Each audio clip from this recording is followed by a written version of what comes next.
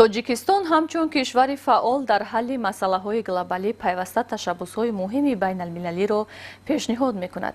Ин иқдомҳо барои ҳалли мушкилоти экологии ҷаҳон, таҳкими амният ва рушди ҳамкориҳои минтақавӣ аҳамияти калон дошта, ин ташаббусҳо ба ҳалли мушкилоти норасоии об, идоракунии дурусти захираҳои обӣ ва ҳифзи экосистемаҳо мусоидат менамояд.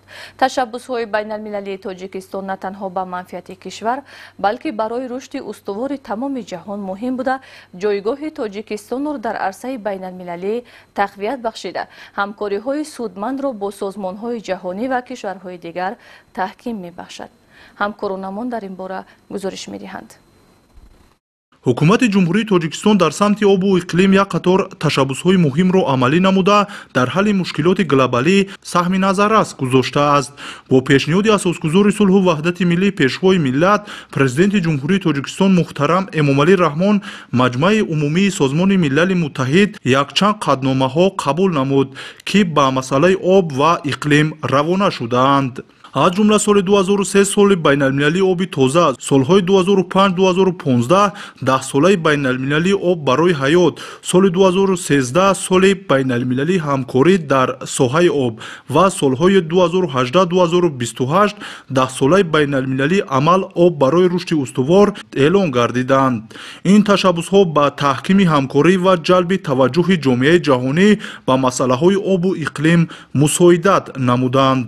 дар идомаи ин иқдомҳо 14 декабри соли 2022 маҷмӯаи умумии Созмони Милали Муттаҳид бо ҷонибдории 153 кишвари ҷаҳон соли 2025-ро соли байналмилалии ҳифзи пиряхо эълон кард ва 21 мартро ҳамчун рӯзи байналмилалии ҳифзи пиряхо муайян намуд.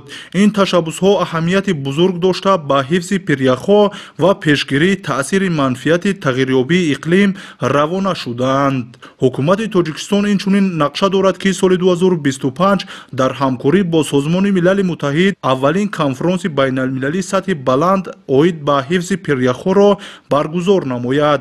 ин чорабинӣ ба таҳкими ҳамкорӣ ва мубодилаи таҷриба дар самти ҳифзи пиряхо ва мутобиқшавӣ ба тағйирёбии иқлим мусоидат хоҳад кард. қарорҳои ҳукумати ҷумҳурии Тоҷикистон марбут ба соҳаи оби иқлим дар солҳои охир санадҳои меъёрии ҳуқуқӣ ниҳоят зиёд қабул гардиданд. аз он ҷумла барнома ва стратегияи миллӣ мутобиқшавӣ ба тағйирёбии иқлим аст то солҳои 2030. барои пешгирӣ кардани тағйирёбии иқлим аз тарафи нуқтаи назари мутахассисон олимон пеш аз ҳама дар он аст, ки имрӯз мо солимгардонии муҳити зистро ба роҳ монем, махсусан бо ташаббуси дастур супоришҳои пешвои муаззами миллат дар кишвар аз тарафи ҳукумати ҷумҳурии Тоҷикистон барномаи кишвари сабз то давраи соли 2040 таҳризӣ гардид.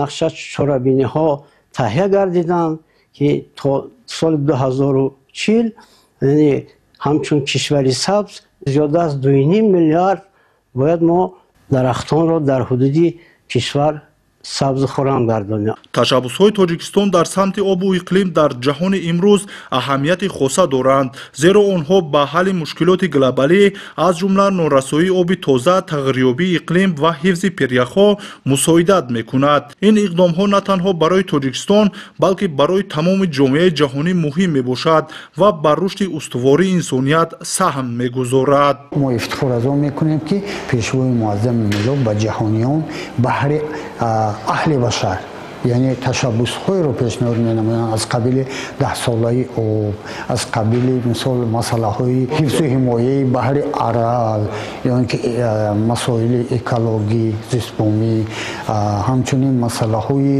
ҳифзу ҳимояи пиряхҳо ва пешроҳ гирифтани пешроҳи он, ки ин барои тамоми инсоният метавонад як хисорот ё ин ки зиёнҳои зиёдеро ворид созад, ё ин ки پیشنهاد آخرینه که پیشوای معظم ملت درباره ختم سلاح قتل عامی که خاتمه بخشیدن و چندین 10 ساله نجنگیدن، این خود از صلح و صلاح، از بشر دوستی گویم ملت ما و سرور ما هدایت میکند که این در خون گویم نیوگان ما سر کرده از کوروش کبیر که با اعلامیه حقوق بشر خود، یعنی آزادی وجدان و آزادی مذهب ها و آزادی زبان و گویم آزادی حتی منزل جایز دست رو برای تمامی انمون 55 قوم و قبیله هایی که در 22 استان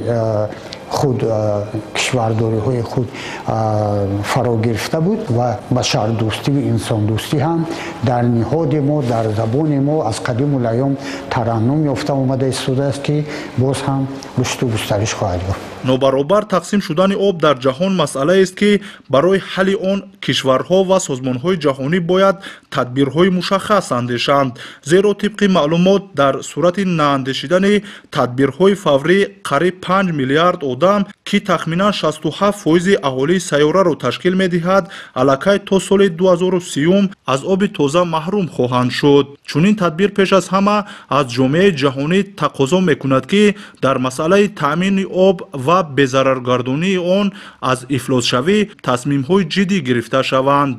ҷумҳурии тоҷикистон дар зарфи солҳои истиқлоли давлатӣ таҳти сарварии асосгузори сулҳу ваҳдати миллии пешвои миллат муҳтарам эмомалӣ раҳмон дар самти ҳалли масъалаҳои ҷаҳонӣ, хусусан масъалаҳои марбут ба об, тадбиру иқдомҳои наҷиб андешидааст.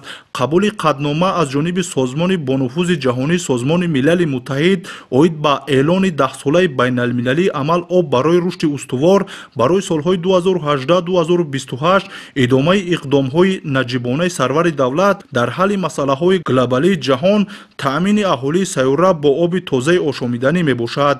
ин аст ки ташаббус ва пешниҳодҳои роҳбари давлат дар ҳамоишҳои сатҳи баланди ҷаҳонӣ аз ҷониби намояндагони кишварҳои ҷаҳон якдилона истиқбол гардидааст.